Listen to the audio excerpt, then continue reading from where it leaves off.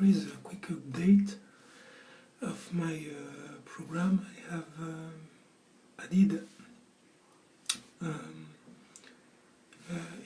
previously just had push buttons, and you had also static buttons, and I have added fire buttons like these ones.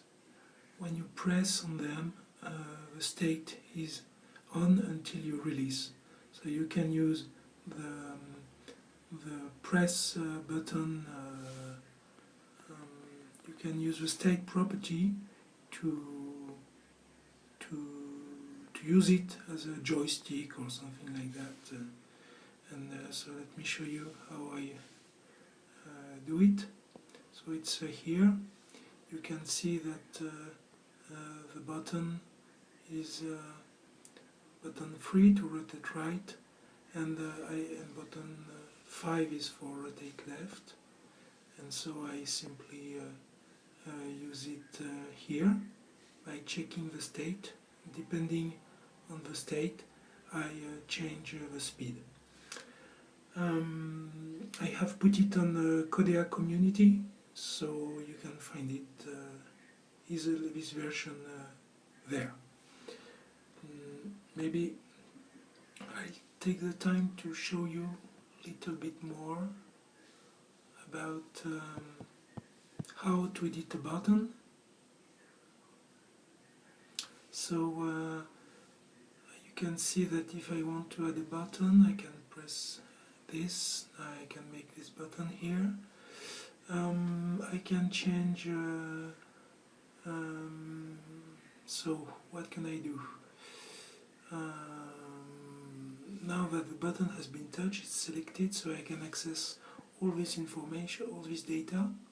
So there is the how to use a button, the delete button we'll see later. I could modify the text, so modifying the text is like this. You already saw that. You can change the font name, but you have to know the name of the font. You can change the font size. This is fairly easy, so bigger, smaller.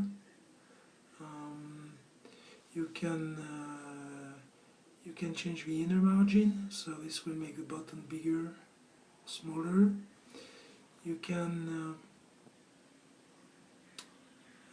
change the font color.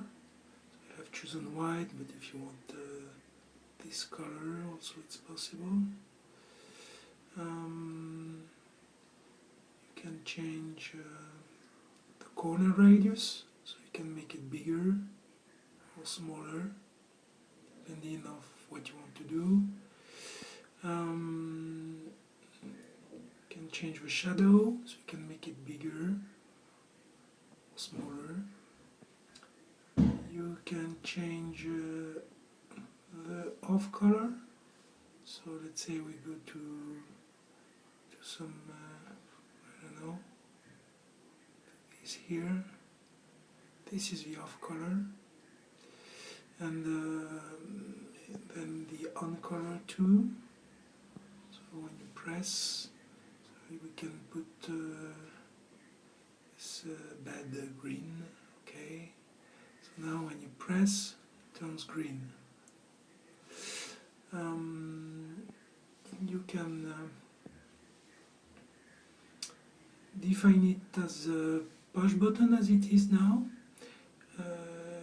You can, if you put the push button, if you decide that it is not a push button, it will remain static, so it will not go back. It will go back only when you tap it again.